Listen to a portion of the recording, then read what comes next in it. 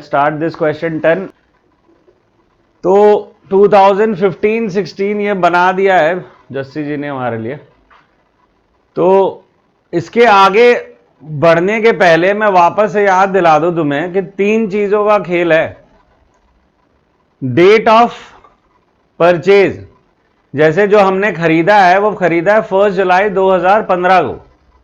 तो इसका मतलब होगा कि जो M1 है जो हमने 1 जुलाई को खरीदी है उस पर 9 मंथ्स का लग रहा है। ठीक है जस्सी, जो हमने 23,000 की खरीदी और जो हमने 1 जन पे खरीदी है 12,000 रुपए वाली, उसके 3 मंथ्स रह रहे हैं, तो उस पर 3 महीने की डेप्रिसिएशन लगेगी। सो दैट्स वाई द सबसे इंपॉर्टेंट चीज पहली क्या होगी, that is the date of purchase और सेल क्योंकि सेल के वक्त भी ये महीने याद रखने पड़ेंगे, क्योंकि हमारी परचेज जो है और या जो सेल है वो एग्जैक्टली बिगनिंग या एंड ऑफ द मंथ नहीं होगी, वो कहीं ना कहीं बीच में देगी। आपका भला ये कर रहे हैं कि इन्होंने कम से कम मंथ के स्टार्टिंग या बिगनिंग दे रखी है, नहीं तो बुरा और भी कर सकते जब मंथ के बीच का दे दे। बीच का मतलब इधर उधर का, लाइक 22 जनवरी को बेचा उन्होंने, खरीदा उन्होंने, तो फिर डेज में कैलकुलेशन करनी पड़ेगी, है ना। आते हैं ना कितने मंडे वनडे, सॉरी जनवरी फरवरी, वैसे 30-31 वाला, वो वाला करना पड़ेगा फिर। तो अभी फिलहाल उतना कॉम्प्लिकेट नहीं करते हैं, ये लोग हमारा साथ दे रहे हैं, सही डेट्स पे हमारी परचेजेस और सेल्स करवा रहे हैं, राइट।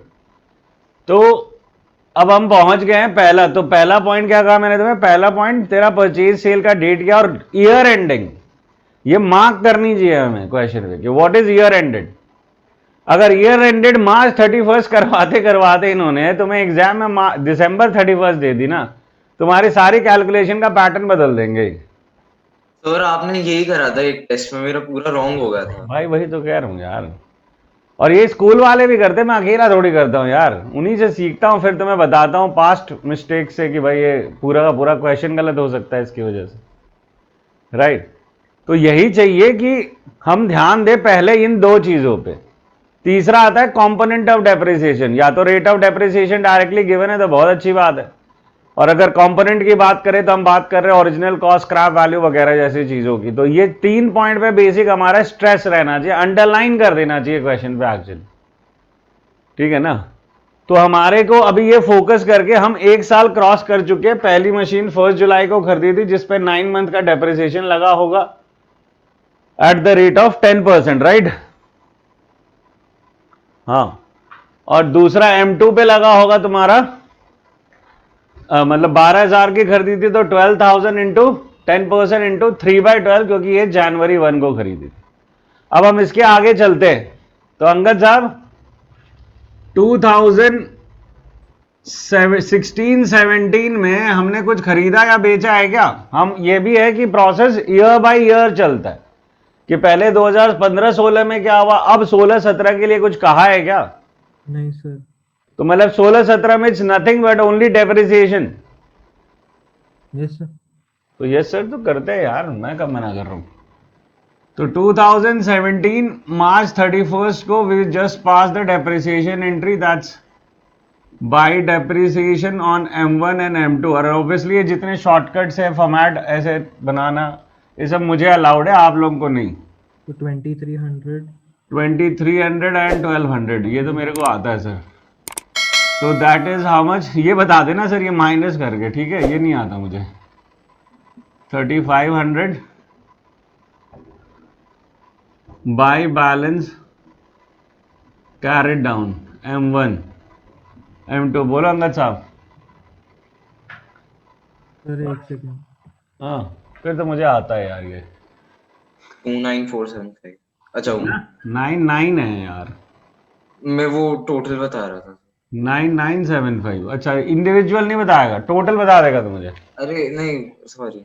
तेजी में ही चल रहा है अलग टाइप की यार तू। 11,700 से 12 ये भी माइनस करके कोई नहीं बता रहा मुझे, इतना सस्ता वाला भी ये तो बता रहा था 2997। कैसे आ रहा है ये 2997, तेरा कितना आ रहा था अक्षत। सर ये 18975 29475 आ रहा है। कौन सा ये, हाँ बैलेंस। पक्का है ना। हाँ चलो ठीक है, फिर ये हो गया 29 475। 475. So we are done with 2016-17 है ना, ये भी खत्म हो गया हमारा। ठीक है, आफ्ताब आगे क्या है हमारे पास काम? एक सेकंड। हाँ अब इसमें 2017 में 30 जून को या नहीं, इसमें हाँ ये हो गया ना। तो 2017 में 30 जून को machinery purchased on 1st January 2016 was sold for 8,000, and on 1st July 2017 a fresh plant was installed. तो पहले बेचे कि खरीदे हम? पहले बेची है हमने तो पहले बेची है, तो कौन सी डेट पे बेची है हमने? 30 जून को। 30 जून को, तो उस दिन के लिए हम यहाँ पे आएंगे 2017 जून 30। हाँ, और 8,000। और बाय बैंक 8,000 होगा, इससे काम बन जाएगा सर? हाँ, और फिर वो ये डेप्रिसिएशन कौन सी वाली कैलकुलेट बेची करेंगे हमने? ये कौन सी वाली जो बेची? 2016 में खरीदी थी। मैडम दो खरीदी है सरकार। नहीं, 2000, अच्छा 16 में 2000 12,000। जो, तो मतलब हमने M2 बेची है ना, इसका मतलब हाँ 2016 में हमने M2 ही खरीदी थी। हाँ हम M2 सेल कर रहे हैं यहाँ पे, ठीक है सर? तो ये द मशीन तो परचेज इसमें- ऑन 1 जनवरी। हाँ, तो अब हमारे को कैसे बाकी हो गया ये काम?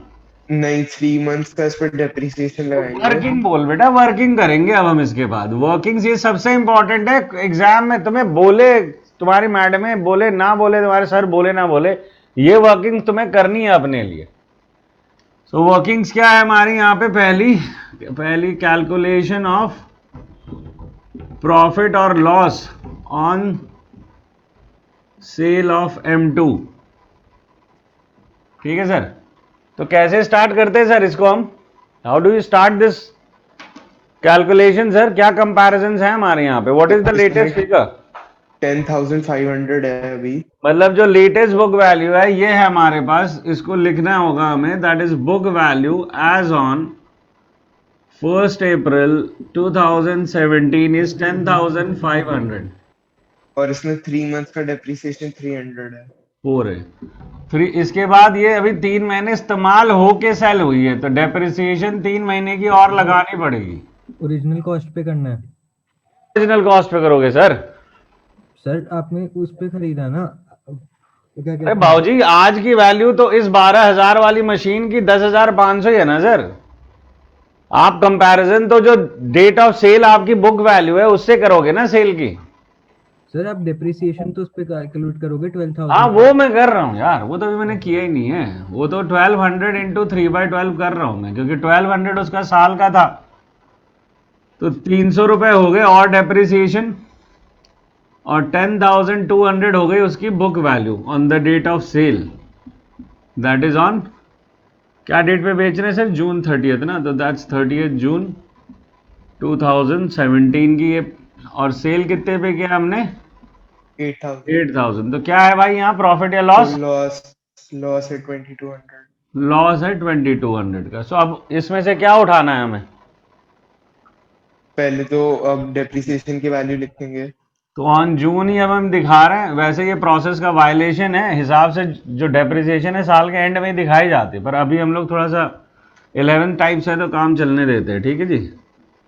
डेप्रिसिएशन हमारी M2 पे जो जा रही है उस पर हमारे को यहाँ से लेना है। जो एक्स्ट्रा डेप्रिसिएशन है ये अभी तक हमने लगाया नहीं है, तो 300 ये ले लिया। और कुछ है सर? और फिर प्रॉफिट एंड लॉस अकाउंट बनाएंगे, उसमें लॉस लिखेंगे। ये जा चुका है हमारा, राइट? तो हमारा लॉस है तो वो again by profit and loss account loss आता है। Now this should be clear 2,200। कि ये कैसे आ रहा है यहाँ पे, क्योंकि अब आप P&L अप्रो बना चुके हो। ठीक है ना? एक तो स्टार्टिंग में इन्होंने हमें बहुत बोर किया है, जहां मर्जी P&L अकाउंट डाल देते हैं और 19 चैप्टर में जाके P&L अकाउंट पढ़ा रहे भाई लोग। तो समझो ना, क्रेजी पढ़ाते हैं ये भी हमें कभी कभी। चलो मैं पढ़ते हैं फिर। तो जो लॉसेज है वो बेसिकली यहाँ बुक होती है अल्टीमेटली, जो भी खर्चे होंगे तो P&L की डेबिट पे जाएंगे, मतलब मशीनरी के क्रेडिट पे आएंगे। ठीक है। सो ये हो गया आपका लॉस। अब ये हो गई सेल की कहानी अप। ठीक है। तो आगे क्या है शर्मा जी, इसके बाद कहानी खत्म क्या इस साल की? नहीं सर, डिप्रिसिएशन तो लगाएंगे ओके, फर्स्ट वाली में। मतलब मैं क्वेश्चन नहीं पढ़ूंगा, बा ऐसे ही बोल दूंगा रैंडमली क्योंकि मैं जज अच्छा, हूँ।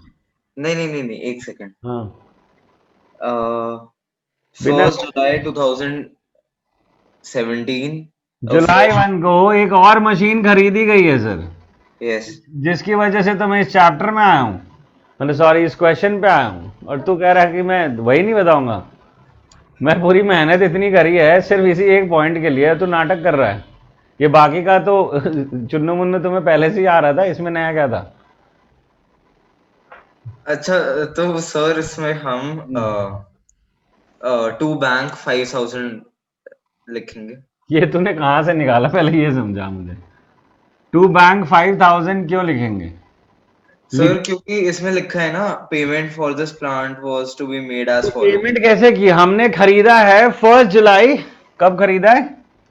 1 जुलाई 2017 को, और उस दिन हमने पेमेंट करी है 5000 की चेक से, है ना, या जो भी है कैश में, ये हमने कैश पेमेंट कर दी। फिर हम क्या कह रहे हैं कि हम इनको, ये हमने this is the date of purchase, फिर हम ये हमारे को कह रहे हैं कि 30 जून 2018 को, 30 जून 2018 को ये पे कर रहे हैं, कितना सर? 65 कितना है? 6000। एक साल बाद हम 6000 रुपए पे कर रहे हैं। ऊपर इंग्लिश पढ़ी नहीं पूरी सर आपने। उन्होंने जो फ्रेश प्लांट खरीदा है उसकी पेमेंट जो कर रहे हैं वो तीन बार में कर रहे हैं। This is called deferred payment basis.